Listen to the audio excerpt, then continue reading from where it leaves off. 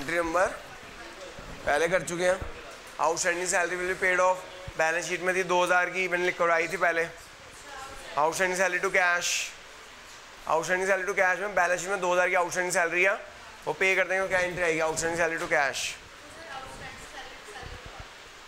Outstanding salary to salary तो कभी entry पड़ी नहीं 11th में हमने, आपने कहाँ पढ़ी थी? वो जब वो तब आती है अगर आपकी बैलेंस शीट में ना हो। एंट्री नंबर 41 में ना बैलेंस शीट में आउटस्टैंडिंग सैलरी थी। हाँ जी, एंट्री नंबर 41 हमने बहुत बार किया। क्या क्या करना है? कोई नरेशन मैंने यहाँ पे ना बैलेंस शीट है, अगर ये बैलेंस शीट है आपको कह रहा है आउटस्टैंडिंग सैलरी पे कर दो, एंट्री आएगी outstanding salary debit to cash.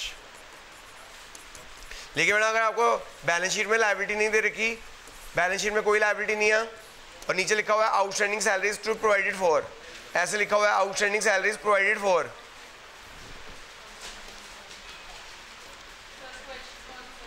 मैंने 41 पूछ रही है ये। एंट्री नंबर कौन सी पूछ रहे हो? 41। अगर यहाँ पे आउटस्टैंडिंग सैलरी है और यहाँ पे पे कर दो, इसमें लिखा हुआ है पे कर दो आउटस्टैंडिंग सैलरी टू कैश, लेकिन बैलेंस शीट में कुछ नहीं है, नीचे एडजस्टमेंट लिखा हुआ है आउटस्टैंडिंग सैलरीज प्रोवाइड फॉर 2000, तो क्या एंट्री आ जाएगी मैडम?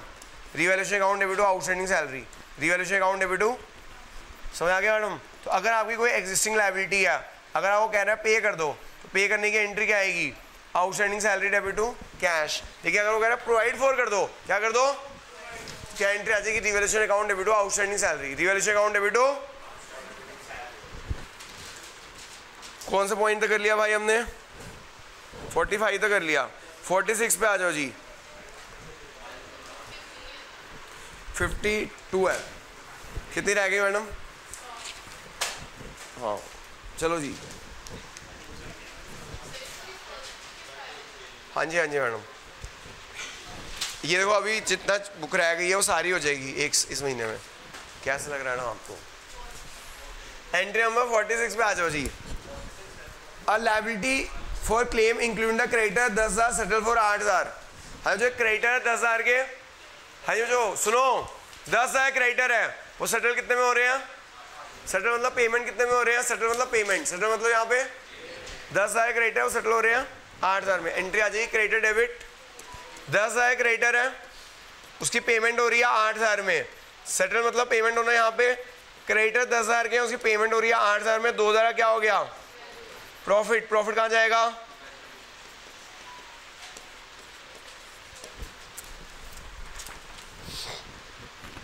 बच्चों ये ना मैंने ना ये जो पॉइंट्स है ना किसी क्वेश्चन में से चुन चुन के डाल दिए हैं रिवैल्यूएशन के, ताकि रिवैल्यूएशन कोई पॉइंट रह ना जाए। यानी कि मैं सेटल का मतलब यहाँ पेमेंट है, ये ना रिटायरमेंट, ये ना ये एडमिशन के क्वेश्चन में से नहीं है, रिटायरमेंट के क्वेश्चन में से है। वहाँ पे लिखा हुआ है क्रेडिटर इज सेटल्ड, यानी पेमेंट कर दो। एंट्री नंबर 47, यानी कि आपको जो रिवैल्यूएशन है ना, एक तरह से आप ये सोचो बच्चों, आप सोच रहे हो एडमिशन में इतना टाइम लग गया, ये एडमिशन में टाइम नहीं लगा, ये admission, retirement, death, change in PSR के सबके रिवैल्यूएशन हमें कॉमन है, तो रिवैल्यूएशन के सारे पॉइंट्स हैं। हाँ जी, entry number 47, unaccounted accrued income 1000 is provided for, ये कल ही किया पॉइंट हमने। एक अनअकाउंटेड एक्रूड इनकम है 1000 का, वो प्रोवाइड करना है। Accrued income is a asset, accrued income is a, वो हमें बुक्स के अंदर रिकॉर्ड करना है। क्या एंट्री आ जाएगी? Accrued income two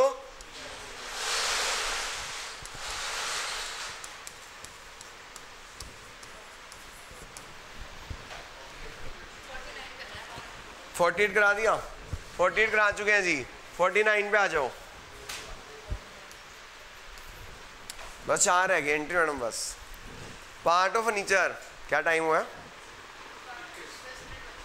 part of furniture sold for 25,000, तो जो हमने एक फर्नीचर बेचा 25,000 का, बुक वैल्यू फर्नीचर सोल्ड हुआ 40,000, तो proceeds were wrongly credited to sales account. Rectification है, जो आती है आपको रेक्टिवेशन।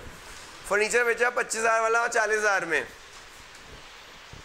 ये हमने वहाँ पे किया था वैल्यूएशन गुडविल चैप्टर में। हाँ जी, फर्नीचर जा रहा है, फर्नीचर कितने का जा रहा है? 40,000 का। कितने में जा रहा है? 25,000 में। कितने में जा रहा है? लॉस कितने का हो गया? Loss on sale, loss on cell 15,000। लेकिन गलती से हमने क्या एंट्री कर दी, कैश टू सेल्स कर दी।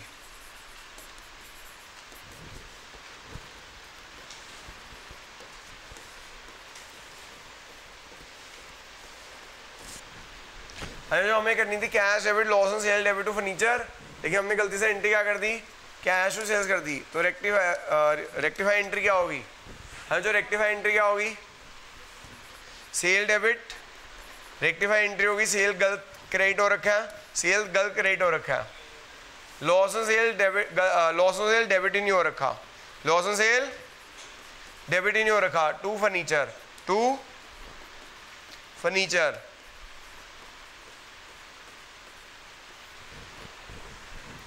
एक बार दोबारा समझो, देखो जो हमें एंट्री करनी थी, फर्नीचर बेचा 40,000 का, फर्नीचर बेचा 40,000 का, कितने बेचा 25,000 में, cash debit loss on sale debit to furniture, लेकिन हमने गलती से क्या एंट्री कर दी, कैश टू सेल्स। तो रेक्टिफाई एंट्री क्या होगी, सेल गलत क्रेडिट है, सेल को डेबिट कर देंगे, लॉस ऑन सेल भी डेबिट कर देंगे, टू फर्नीचर। समझ आ गया। अब बच्चों देखो ये सेल्स कम होना और लॉस ऑन सेल, लॉस है, लॉस कहाँ जाएगा, रीवैल्यूएशन अकाउंट में, कहाँ जाएगा, रीवैल्यूएशन अकाउंट में, रीवैल्यूएशन अकाउंट में चला जाएगा, revaluation account debit 40,000 to sale, to sale, to loss on sale, to loss on sale. क्या सर हम एक नेट एंट्री कर सकते हैं, क्या हम एक नेट एंट्री कर सकते हैं, हाँ कर सकते हैं। क्या, sale sale cancel out, loss loss cancel out, net entry क्या बन गई, revaluation to furniture, net entry क्या बन गई। यानी ये सारी कहानी आपको समझाने के लिए थी, मैं सीधा रिवैल्यूएशन टू फर्नीचर भी कर सकता था। यानी पेपर में अगर आपको समझ आ गया वाला पॉइंट तो डायरेक्ट करना ना, टाइम वेस्ट मत करना, सीधी सी बात है, फर्नीचर बुक से हटाना है, रिवैल्यूएशन टू फर्नीचर 40,000, ठीक है। एक बार दोबारा समझा देता हूं,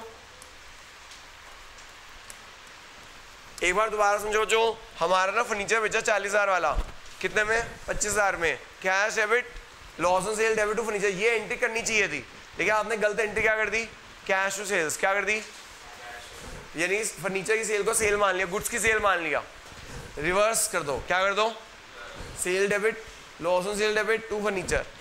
अब जो ये जो सेल डेबिट और लॉस ऑन सेल डेबिट हो रहा है, इससे आपका प्रॉफिट कम हो रहा है, प्रॉफिट, तो इससे अल्टीमेटली रिवैल्यूएशन में डाल देंगे, क्या डाल देंगे, नेट एंट्री क्या बन गई, sale sale cancel out, loss on sale cancel out, net entry क्या बन गई, revaluation to furniture, revaluation to. Entry number 50,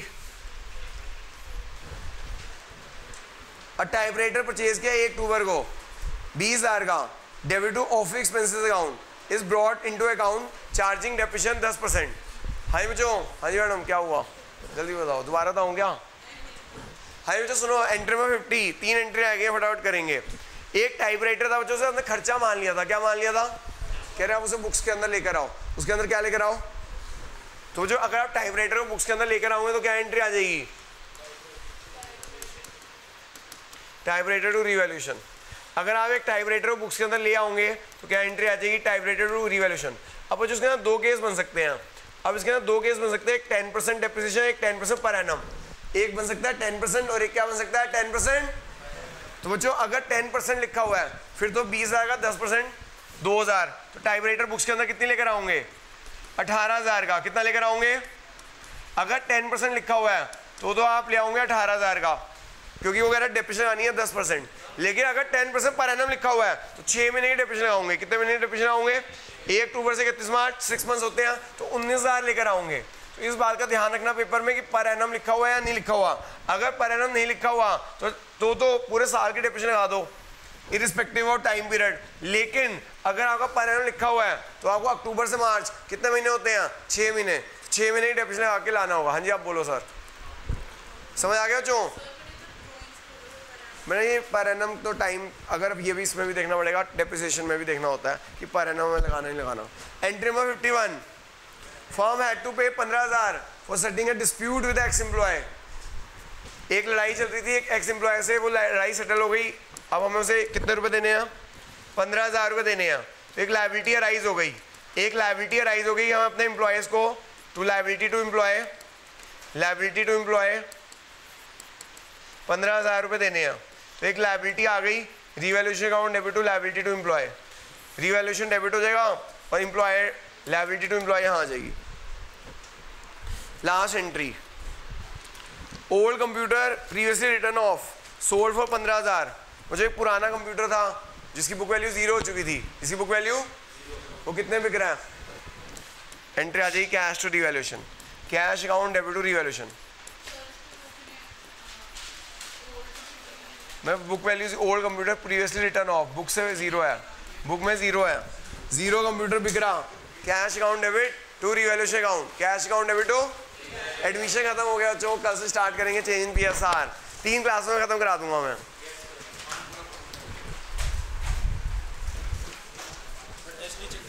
अब आपको सर ट्यूसडे तक मिल जाएगा, नेक्स्ट टेस्ट से पहले मिल जाएगा।